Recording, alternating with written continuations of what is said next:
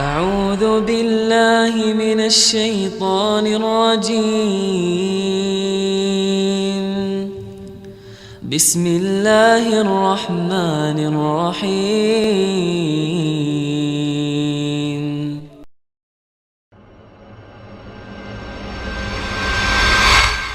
Assalamualaikum warahmatullahi wabarakatuh. Waalaikumsalam warahmatullahi wabarakatuh. Semoga Allah Subhanahu wa taala senantiasa merahmati Al-Imam An-Nawawi, Al-Imam Ibnu Jamaah, Ustadz, keluarga dan seluruh kaum muslimin dimanapun berada. Amin ya rabbal alamin. Begitu juga dengan bertanya. Mohon izin bertanya, apa hukumnya bagi saya sebagai seorang suami yang suka lepas kontrol dan mudah emosi, suka marah-marah dan mengucapkan kata talak kepada istri saya dengan talak 5 plus 2 berarti ini hadirin, jadi bonus 2. Padahal saya sudah ngaji dan dekat dengan teman-teman yang sudah ngaji. Mohon nasihatnya, semoga Allah memberikan hidayah kepada saya dan semua. Amin ya rabbal alamin. Yang pertama, ini menunjukkan bahwa jika ini yang dilakukan yang bertanya, maka ada tanda kebaikan, makanya ditanyakan. Terus yang kedua, talak 5 itu kebanyakan hadirin. At-talaqu marratan, kata Allah Subhanahu wa taala. Talak itu 2 yang bisa dirujuk. Yang ketiga selesai. Yaitu yang biasa dikenal dengan talak bain kubra dalam ilmu fikih. Nah, gimana dengan talak 5? Hadirin Allah muliakan, ini memang sering terjadi. Bahkan Syekh bin Baz pernah ditanya, apa hukumnya kalau suami itu mentalak istrinya 60 gitu. Jadi saya talak kamu 60 kali. Gimana tuh? Apa hukumnya? Hadirin Allah muliakan, masalah talak masalah panjang. Masalah talak masalah panjang. Di antara kesimpulannya, apabila ditalak dengan kondisi masih bisa berpikir, walaupun emosi, tapi dia tahu apa yang dia ucapkan. Ada orang emosi dia nggak tahu apa yang diucapkan, benar-benar blank, nggak ngerti. Ketika dia bilang, Anda baru saya mentalak istri Anda, enggak, saya nggak pernah talak, enggak tadi, itu ada CCTV-nya, saya nggak tahu, misalnya gitu ya. Itu bisa terjadi. Nah, pembahasan kita apabila dia mengucapkan talak dengan emosi, tapi dia masih sadar apa yang dia ucapkan. Maka Allah Ta'ala misal secara umum talaknya jatuh. Talak 1. Kalau misalnya dia bilang talak 5 gimana? Tetap jatuh talak 1. Tetap jatuh talak 1. Makanya juga Syekh bin Baz mengatakan 60 jatuh talak 1. Itu hal yang penting. Tapi emosi Ustaz. Hadirin, mayoritas orang mentalak itu emosi, bukan lagi sakinah mawaddah warahmah gitu. Jarang banget kita dengar, beb aku tuh sayang banget sama kamu, aku punya kejutan sama kamu, kamu aku talak ya beb. Mana doa? Mayoritas talak tuh karena emosi hadirin, bukan karena lagi cinta-cintanya, lagu sayang-sayangnya.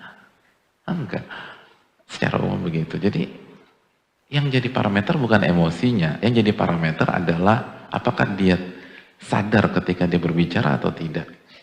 Terus juga harus dilihat redaksinya, jadi jelas, saya talak kamu atau kamu ditalak, saya dan seterusnya. Jadi kalau redaksinya tegas, itu talak. Lalu dia sadar, lalu dia katakan talak 5 kah, atau talak 6, talak 7, talak 4, atau bahkan talak 3, dengan walaupun kalau talak 3 ada khilaf para ulama, maka dia jatuh talak 1, wallahu ta'ala misawab.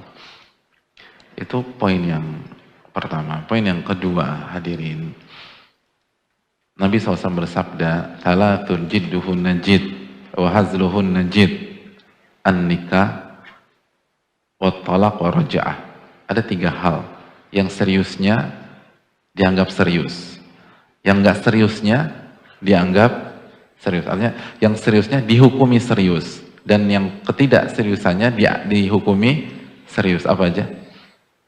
Yang pertama, siapa yang tahu? Tadi saya udah kasih tahu ya. Maaf. Terus yang kedua? Terus yang ketiga? Yang ketiga rujuk. Hah? Rujuk. Rujuk, oke. Kenapa tadi saya kasih tahu duluan ya? Tapi nggak apa-apa. Jadi nikah, maksudnya nikah itu akad nikah. Zawajtukaha atau qabiltu nikahaha gitu, atau qabiltu tazwijaha. Akad nikah, lalu talak, dan yang ketiga rujuk.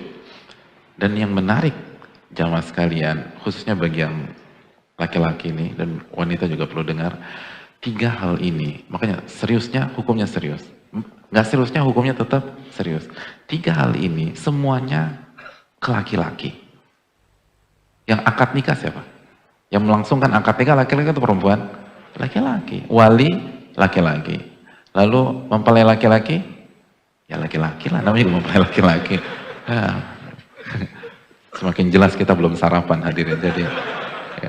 Jadi laki-laki. Talak, siapa yang mentalak? Laki-laki. Kalau wanita khulu, dan khulu pun laki-laki yang mensetujui. Jadi talak tuh laki-laki. Lalu yang ketiga, rujuk. Rujuk siapa? Laki-laki. Istri nggak bisa buat rujuk. Aku mau rujuk sama kamu, kalau suaminya nggak mau, nggak bisa. Sebaliknya, kalau suami mau rujuk, istri nggak mau, rujuk tetap berlangsung. Dan kalau istri, enak banget dong, kalau istri nggak terima, dia khulu. Dan kalau suami nggak mau, maka dia datang ke Pak Hakim, gitu poinnya. Jadi poinnya adalah, semua 3 ini, yang seriusnya dianggap dihukumi serius, dan tidak seriusnya dihukumi serius, semuanya ke laki-laki. Kenapa? Apakah Nabi ngasal? Nggak mungkin Nabi ngasal. Karena laki-laki itu harus bisa menjaga lisan dan tidak lost control ketika menghadapi masalah. Itu laki-laki. Kalau dia ucapkan berarti dia sudah pertimbangkan, nggak bisa meledak-ledak. Adapun wanita nggak mudah bagi wanita seperti itu, karena dia wanita ada hamil, hormon berubah, PMS berubah lagi, haid berubah lagi, dan lain sebagainya. Tapi laki-laki enggak. Maka ini sebuah warning kepada kita. Bisakah kita jadi laki-laki yang benar? Kita belum bicara orang bertakwa loh, laki-laki ini. Semua laki-laki, nikah laki-laki, tolak laki-laki, rujuk laki-laki, semua tentang laki-laki. Maka itulah alasannya, tapi aku lepas kontrol, itu tetap berlaku karena Anda tidak bersikap sebagai laki-laki, itu poin salah. Anda nggak bersikap sebagai laki-laki. Pemimpin, Anda kan pemimpin. Nggak boleh terprovokasi. Tapi istri saya begini, Anda pemimpin. Anda minta pertolongan sama Allah. Anda laki-laki, nggak bisa main asal-asal begitu. Makanya hubungan sama Allahnya harus kuat. Itu tadi, wirid harus dijaga. Itulah alasan kenapa semua tentang laki-laki, laki-laki, laki-laki. Gak ada perempuannya deh. Di 3 ini tuh, ini semua aktivitasnya laki-laki.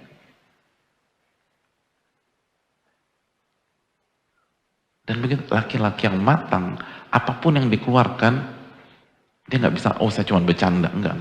Laki-laki nggak begitu. Anda ucapkan itu, Anda harus konsekuensi dengan ucapan Anda. Maka begitu Anda talak, jatuh talak gitu. Ini pelajaran. Laki-laki, semua laki-laki. Maka hati-hati masalah ini. Laki-laki nggak gampang terprovokasi, nggak gampang tenggelam. Itu laki-laki. Begitu dia ucapkan apapun itu, selama dia masih sadar, jatuh. Ya. hukum berlaku. Maka PR bagi kita, jadilah laki-laki yang baik, sejati.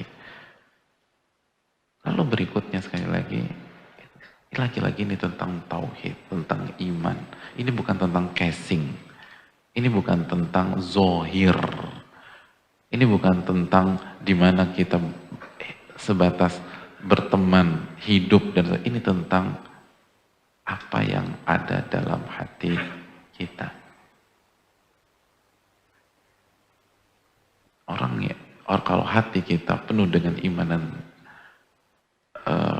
dan tauhid, maka dia nggak akan lakukan demikian. Dia nggak akan jahat sama istrinya, dia nggak akan tindas istrinya. Dia akan jaga istrinya.